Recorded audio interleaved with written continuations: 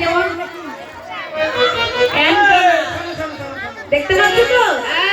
এটা আমার অ্যান্টনা কে অ্যান্টনা। খবর শোনা যায় তো ইন্টারনেট? না না, এই অ্যান্টনায় সিরিয়াল দেখা যায়। ও মাইরা, সিরিয়াল দেখতে ভালোবাসো তো? হ্যাঁ কি গো, সিরিয়াল দেখা না এমন কেউ আছে? না না বাবা, সবাই সিরিয়াল ভালোবাসে।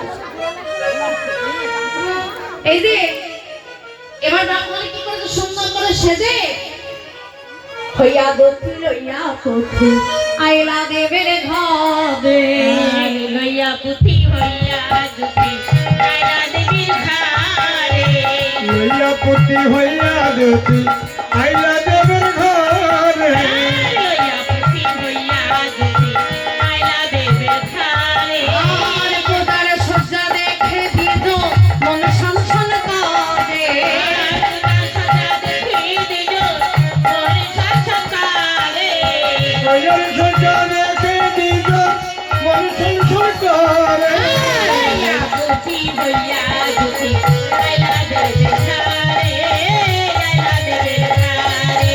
লইয়া পুতি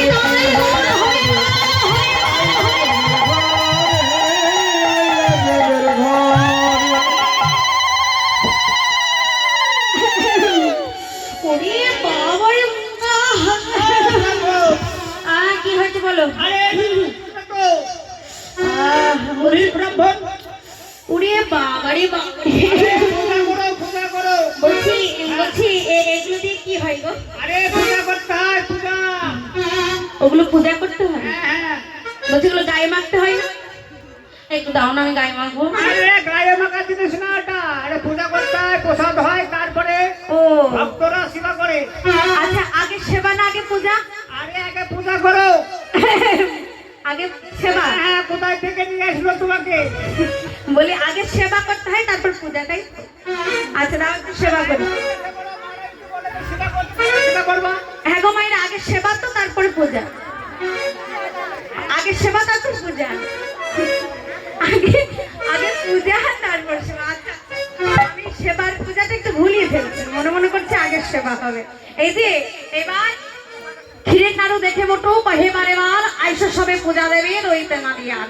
এদিকে যেই না আমার জটিলামা বলে উঠলো, বৌমা তুমি ব্রাহ্মণ বরণ করে নাও। ব্রাহ্মণ বরণ করতে গিয়ে যেই না জল দিয়ে পদধৌত করাতে যাচ্ছে, গোবিন্দ আমার বললো পদধৌত করতে হবে না, একটু ফুল দিয়ে জল ছিটিয়ে দিলেই হবে।